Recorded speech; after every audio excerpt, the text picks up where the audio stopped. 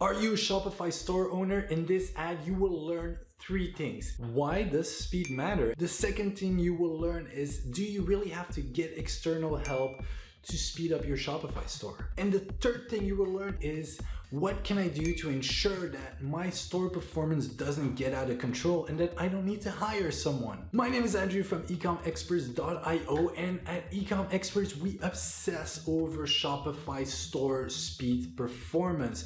We've even built a tool for it. It's free, testmystorespeed.com. You see it in the back right there, and it shows you how good your Shopify store is or how bad it is. But site speed, is it really that important? I mean, 1 or 2 seconds can't really make that big of a difference, right?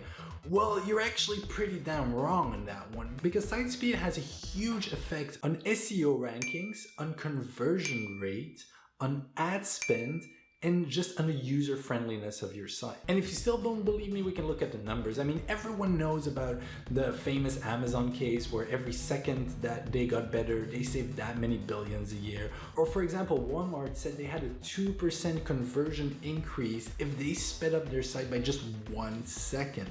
And Google said it back in 2010, they stated that they will take into account site speed when they rank their results. Everyone has clicked on an ad while they're procrastinating instead of doing work. And sometimes you click on the ad and the site loads just slow enough for you to realize that you're procrastinating and that you're like, I should be shopping dinosaur fluffy t-shirts right now.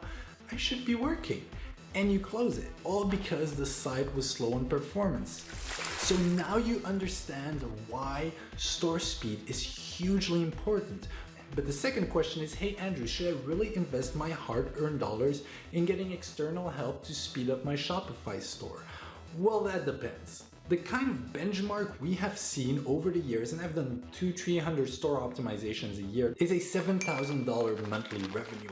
If you are under that, there's probably better ways to spend your money. So back to site speed. What are kind of the benchmark? Well, your sites should load within 5 seconds or faster. I mean, if it's already taking a speed tool or you at home 5 seconds to load your website in like the perfect environment, then just imagine what it is like for actually real life users that see your ad on the subway in New York City on a dodgy 3G network somewhere 100 feet under the ground. Another thing is you want to keep the page size around 2.9 megabytes. Don't go much higher than that.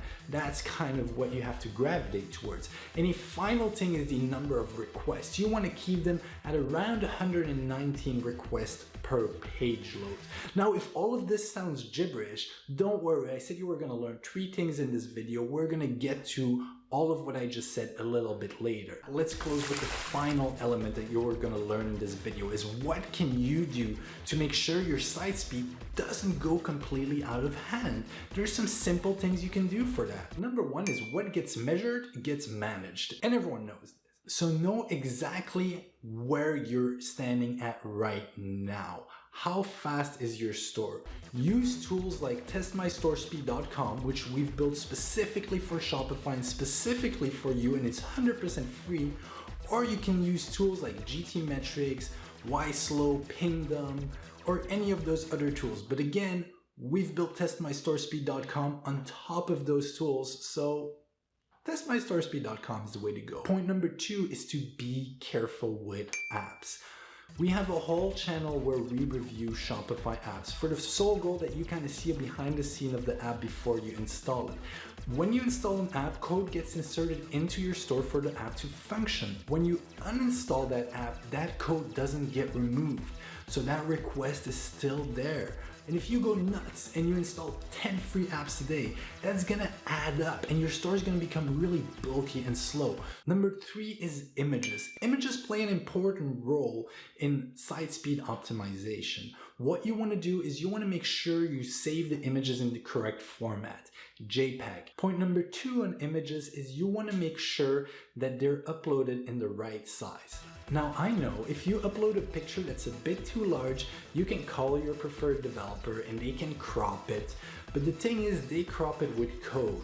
That's an extra calculation the computer needs to make every time you load the website to make sure it's displayed in the right size. And the final point that you can do right now is to design for speed. If you serve a lot of mobile ads, let's say, make sure that your mobile page has all the fat trimmed out and is a different design than your desktop page. Mobile browsers don't like a lot of requests, so keep it low. Another example to design for performance is that carousel on top of your homepage. Do you really need it? Reduce it to 2 images, or even better, get rid of the entire carousel. Okay, so in this ad you learned why speed is important, whether or not you should invest someone to help you with speed, and the things you can do every day to make sure to keep it under control. In the next video, we're going to look at a speed report together, and I'm going to explain every element on that speed report so you can read it. Things like requests, things like waterfalls, they're actually incredibly simple. Someone just needs to explain them to you once, and then you're like, oh, that makes sense. So that's what we're going to do in the next video. My name is Andrew from ecomexperts.io. Make sure to use our free tool, testmystorespeed.com, because what gets measured gets managed, and see you in the next video. Ciao.